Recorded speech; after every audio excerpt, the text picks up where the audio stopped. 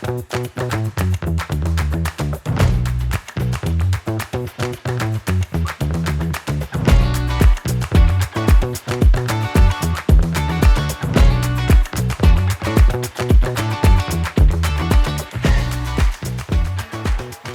Sean. It's great to see you, and thank you for your time. It's always a great pleasure to speak with you.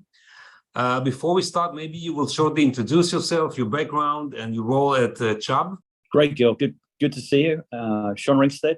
I'm CHUBB's Chief Digital Business Officer. And so my role is to think about CHUBB's products and services and how we make them available to our customers digitally, right, in the digital channel. Great. So as one of the top industry leaders, and I keep following you all around the world, I don't know how you make time for all these meetings and travels, and you see so many companies and you are involved in so many deals. I would like to start with our first question. It's about the Insurtech valuation and the industry sentiment right now. How do you see this valuation that has been dropping down significantly in the last years? And are we sobering, or is this only a temporary thing? How do you think? How do you see it? I think others may be better placed to provide some thinking and some wisdom around that. I mean, from our perspective, it's a focus on fundamentals. So everything that we do is around the value creation, right? And you can have sort of technologies, you can have ideas, but it's very much around converting that into business value. So that's what we focus upon, right? And I think that's a good principle. I could not agree more. I think what we see now is that the companies are now going back to basics in terms of their unit economics. Their valuation would be significantly impacted if they are not able to become cash profitable, for example. And that's what we typically see in the market. Yeah, and you're spending a lot of time closer to those companies. And you say I do observe and come across it day to day and think about it. But as you said, it's basics or fundamentals, right? It's what do you?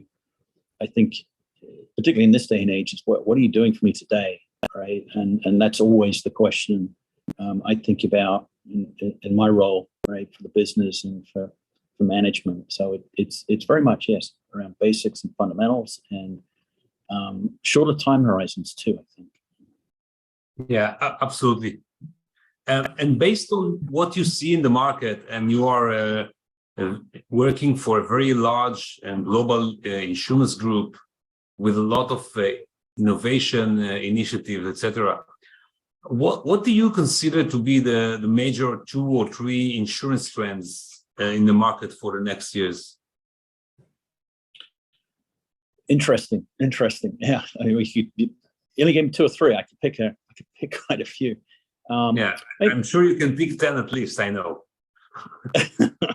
Well, maybe for me, I think there are a couple, right? I think this idea around value-added services is going to be increasingly important for looking after our customers, whether that's on the personal line side or the commercial line side, right? The idea of value-added services, and we've obviously seen it to some extent, right, in telematics and auto, but the extension into if you're thinking about property insurance, right, the ideas around risk mitigation, right, whether that's better risk assessment, right, or from natural catastrophes, or through the prevention of water damage, which is, as you know, I'm very passionate about.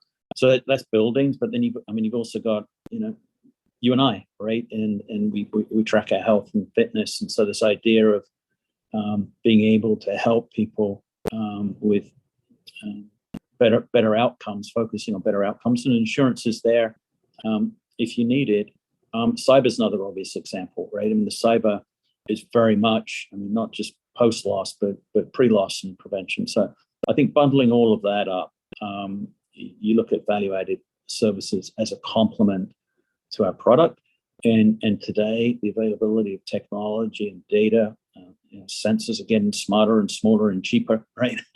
So all of that, right, I think is the, you can see the path of that being really quite important. And then the second, I think, obviously, it's the topic of the day, right, is artificial intelligence, right? And generative AI is very much top of people's mind. Everybody's got a story, right, of how they've used. Everybody uses it already. Everyone uses it, right? And so that's today, right? And now you look at the time, energy, and effort, and money that's being pointed at generative AI, and it needs to be done thoughtfully, obviously, and there are clearly limitations as to where, when, and how you put that into decision making. But clearly, right, it's going to be so pervasive. And then you have other applications and tools around artificial intelligence. So I think it's very much going to be at the front and center of how we think about how we do business, right? Products we design, how we interact with customers, and so on.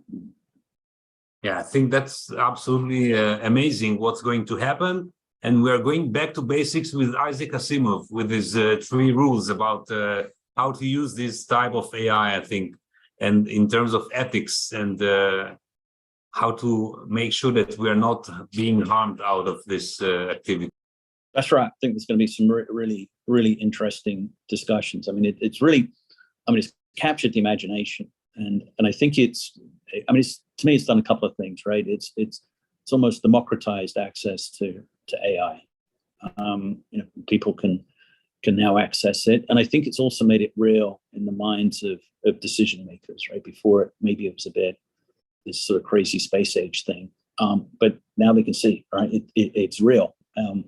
And so it becomes top of mind. So both of those, I think, galvanize the interest. But yeah, you're right. You point out that there are a whole lot of considerations to be given, right?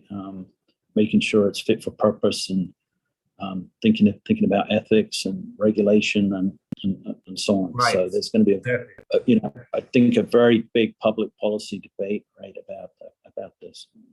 Rightly so. Just a quick question about the added value services, because I truly believe that this is something that is necessary. I think that in some cases it's even bettering the performance of the insurance companies, because you have higher premiums with lower risks in many cases.